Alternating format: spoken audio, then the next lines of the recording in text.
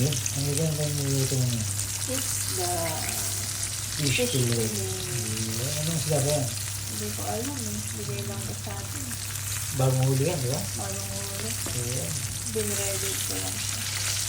Kahit anong isda yan, kasi bigay lang na yan at saka mukhang masarap. At masarap na masarap siyempre yan. Lalo na pagkagawin kong dito at galing sa trabaho. Kaya, Nakita mo yung gulay ko? nakita mo yung gulay niya? Hindi pa. Tingnan natin mamaya at tingnan natin mga amidot ang liga ang fish fillet nila.